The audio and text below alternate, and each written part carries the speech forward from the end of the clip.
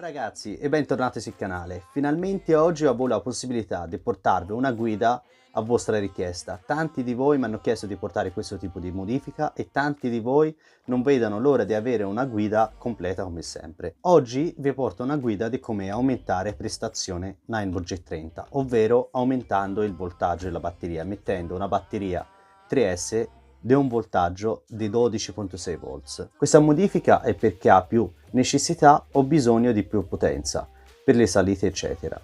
Poi attenzione, io sconsiglio questa modifica ai meno esperti. Se qualcuno ha bisogno ci contate su Instagram. Poi ragazzi, eseguendo questa modifica il mezzo diventerà illegale, quindi è da usare solo nell'area privata.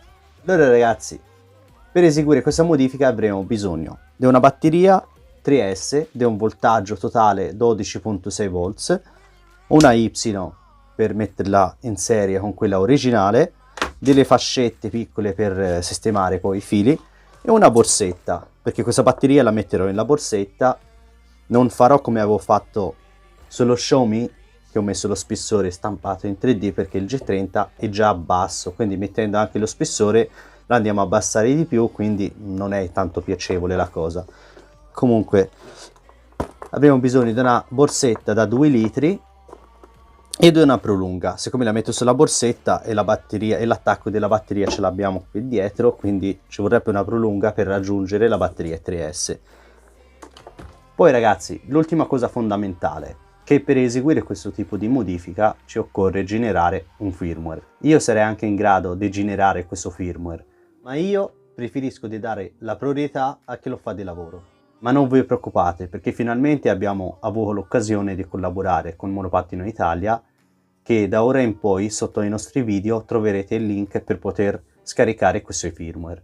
E vorrei ringraziare Michele di averci generato questo firmware. Detto ciò, vi invito ad iscrivervi al canale, di lasciare un mi piace se vi è piaciuto il video e di condividere con i vostri amici per farci crescere ancora di più. Detto ciò, sigla e passiamo all'opera.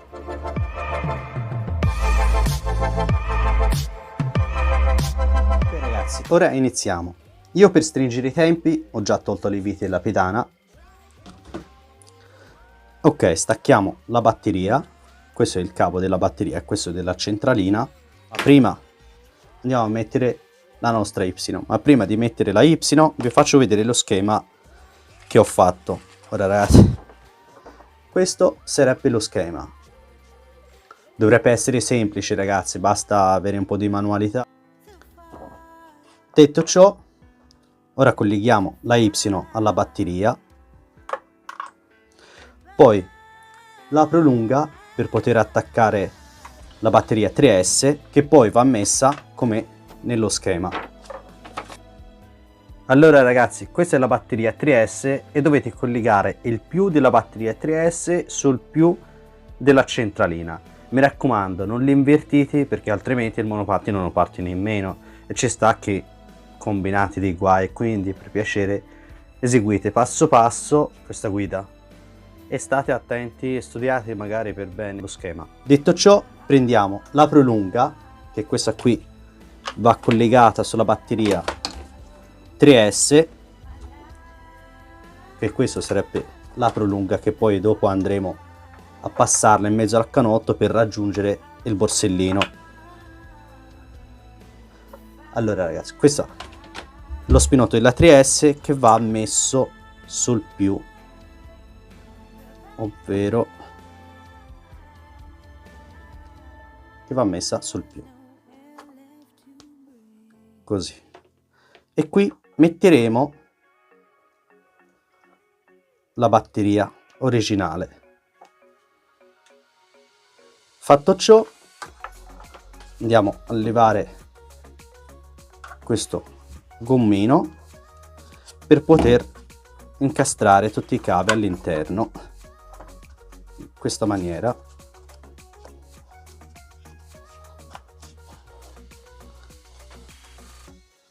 Ora andiamo a passare il cavo per farlo uscire sulla parte anteriore. Per primo dobbiamo togliere questo gommino che si trova all'interno.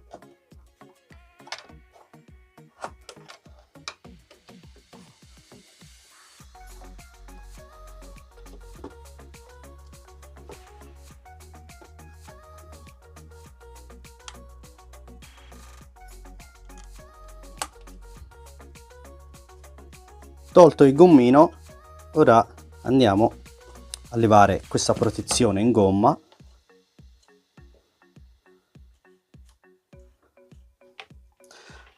Poi per passare la prolunga io uso un cavo in acciaio per poterla tirar fuori. Lo infilo da questa parte e lo farò uscire da questo buco in basso. In questa maniera. Una volta fatto uscire lo fisso con il nastro isolante.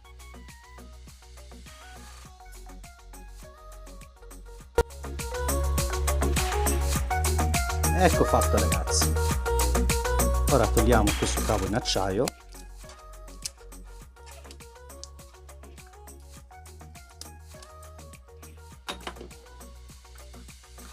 e colleghiamo alla Y. Mettiamo anche il gommino di protezione .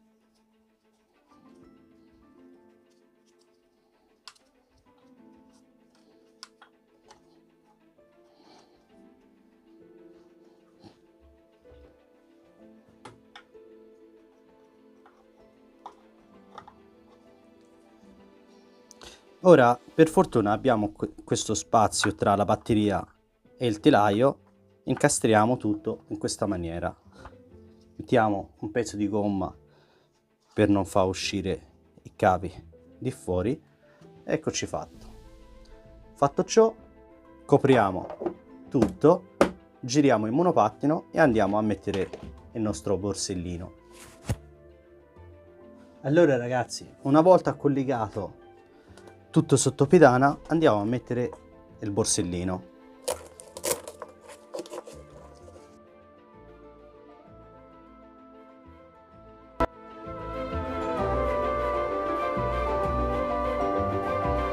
Allora, una volta messo il borsellino, mettiamo la batteria.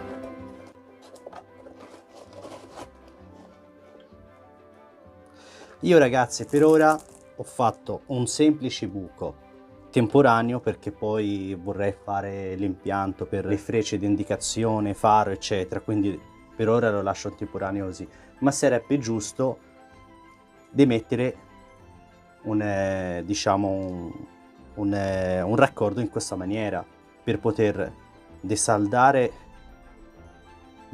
questo connettore e passare i fili all'interno e collegarlo in questa maniera sul borsellino per evitare che trafili l'acqua all'interno del borsellino. Questo raccordo, avendo una guarnizione, stringendo questo dado esterno, va a chiudere completamente il buco, come ben vedete.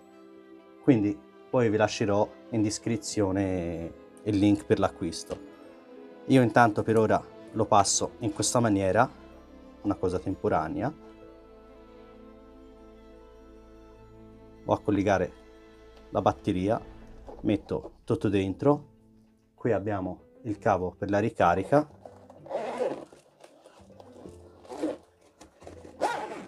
Poi andiamo a mettere il gommino di protezione. Per poter mettere il gommino di protezione va tagliato dall'interno per far stare anche i cavi della batteria.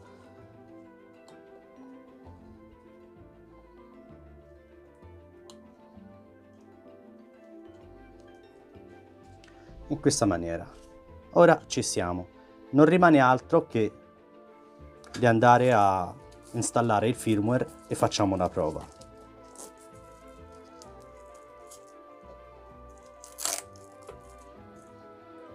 Allora ragazzi, fatto ciò non rimane che installare il firmware, che dovrebbe essere una procedura abbastanza semplice.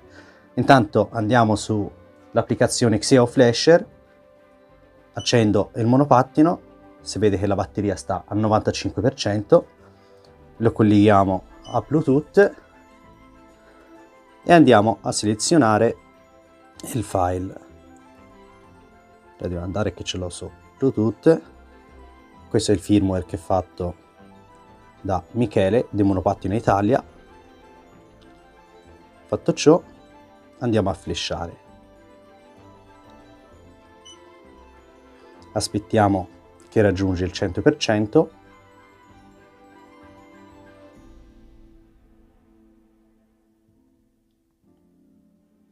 Come vedete, anche se mettendo la batteria in serie, la batteria dà tutte le informazioni alla centralina.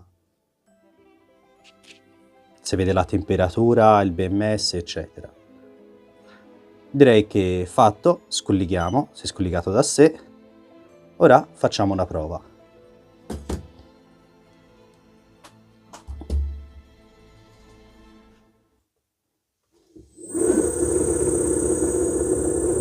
Ottimo, direi niente male.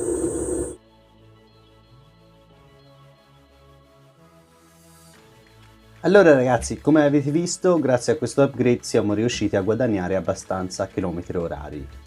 Vi chiedo scusa fin da subito perché non sono riuscito a portarvi una prova su strada per colpa di maltempo. In questi giorni ha piovuto sempre dalle mie parti e sta continuando ancora, quindi è stato proprio impossibile registrare sotto l'acqua. Sono riuscito a malapena a fare una prova in pianura in una piccola salita dietro casa mia in una zona privata e vi dico che sono riuscito ad arrivare a 42 km orari in pianura con la batteria che era al 95% e in salita direi che ho guadagnato più o meno 3-4 km orari in più in salita, quindi niente male.